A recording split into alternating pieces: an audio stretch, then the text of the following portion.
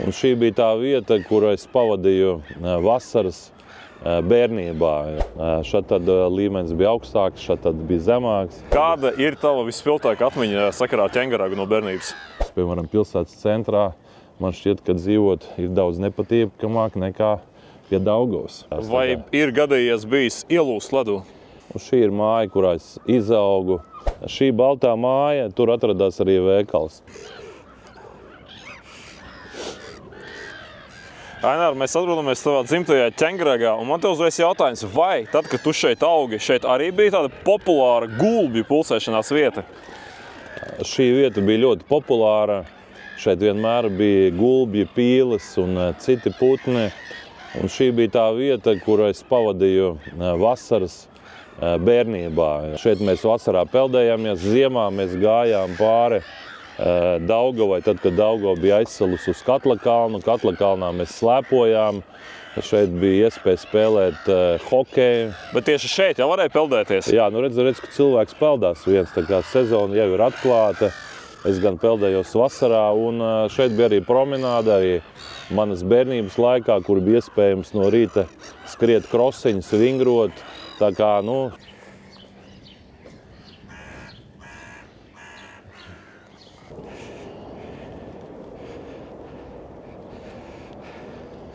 šeit bērnībā mēs spēlējām hokeju. Šeit ziemā mēs slidinājāmies, te diezgan tāds labs kalniņš bija. Ūdens līmenis bija aptuveni tāds pats?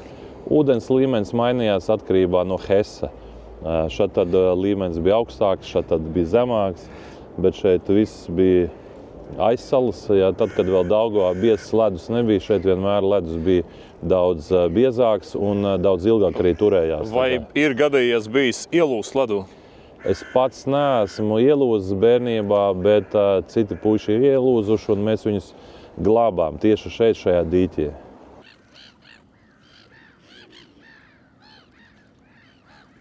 Šeit es uzaugu. Kāda ir tava visspilgtākā atmiņa sakarā ar ķengaragu no bērnības? Nu, atmiņa ir tāda, ka man bija daudz forši brīži kopā ar draugiem, tad, kad mēs spēlējām hokeju, tad, kad mēs slēpojām, tad, kad mēs šeit vienkārši pavadījām laiku. Un, protams, ar riteni tajā laikā, ar velosipēdu, mēs apbraukājām visu Ķengaragu, visas ielas, šķērsielas. Tā kā šis rajons man ir ļoti pazīstams. Parādīsi, kur tu augi, māju, kurā tu izaugi? Mēs varam aizbraukt un iefilmēt to māju arī.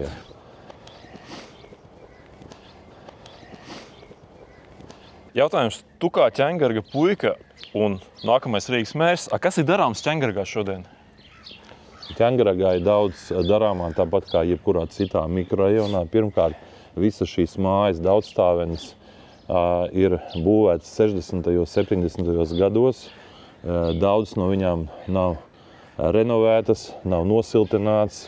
Iekšpaugalma, diemžēl, nav sakārtot, un tieši tāpēc būs nepieciešams katrā mikrorajonā izvēlēties konkrētās mājas, kvartāls, kurā būs jāveic šīs renovācijas, siltināšanas, jo ir jāsaprot, ka daudz cilvēki, kas šeit dzīvo, viņi nevar atļauties nopirkt kādus jaunus dzīvokļus, jaunos projektos, un tāpēc Rīgas domai nāksies nākt palīgā un veikt šīs renovācijas sadarbībā ar vietējiem iedzīvotājiem. Es tādu stāstu esmu dzirdējis, ka, kad uz šeit atbrauc kaut kādi ārzemnieki un redz šīs mājas, kas ir tieši pretīm Daugavai, viņi tā pajautā, vai šeit laikam ir tie dārgākie dzīvokļi Rīgā. Nu, man ir grūti pateikt. Es domāju, ka katrā pasaules pilsētā pie ūdens īpašums ir dārgāks, bet, diemžēl, šis mikrorajons ir būvēts padomu laikā, kā jau es teicu, 60. un 70. gados, un šodien šīs mājas ir vecas, un viņas ir jārenovē, jāpārbūvē, bet skaidrs, ka pie ūdens vienmēr cilvēkiem dzīvot gribēsies vairāk nekā kādā vietā, kur nav svaiga gaisa un kur nav dabas. Piemēram, pilsētas centrā man šķiet, ka dzīvot ir daudz nepatīkamāk nekā pie Daugavas krastiem.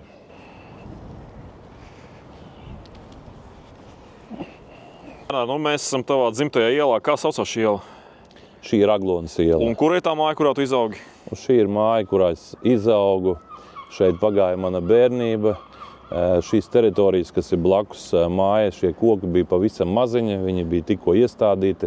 Šeit mēs spēlējām futbolu un daudz ko citu. Kur mācījies? Es mācījos 25. vidusskolā, un tā atrodas arī 10 minūšu attālumā, kur visi bērni mēs no rītiem gājām uz skolu. Tā kā viss notika šeit, Aglonas ielā. Jautājums, mums šodien ir Rīmī, Maksima, Lidl. Kur jūs tajā laikā iepirkāties? Kura bija tas shopping vieta?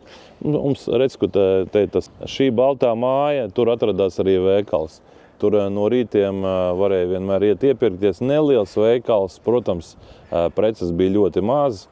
Lai iepirktos vairāk, cilvēkiem bija jābrauc uz centrālu tirgu, jāiet un jāmeklē preces, bet maizi, pienu un tādas parastās ikdienas lietas varēja nopirkt patās blakus nelielā veikalā. Kāds bija labākais deserts? To nevar nepajautāt kā kārumnieks ar stāžu.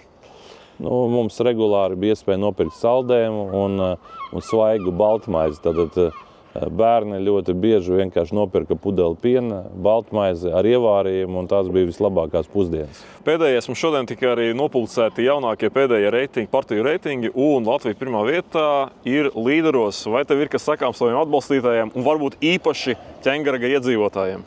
Ķengaragā, tāpat kā daudzās citās Rīgas vietās, ir viena un liela būtiska problēma. Visas šīs mājas ir būvētas 60. un 70. gados.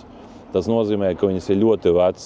Šīs mājas ir jāsiltina un, protams, ir jāsakārto pagalmi, iekšpagalmi. Šeit Aglonas ielā kopumā teritorija ir labi sakārtota, bet mājas ir jāsiltina visur. Un tas būs jādara ne tikai Ķengaragā, bet arī Boldarājā, Purciemā, Mežciemā un daudz kur citur.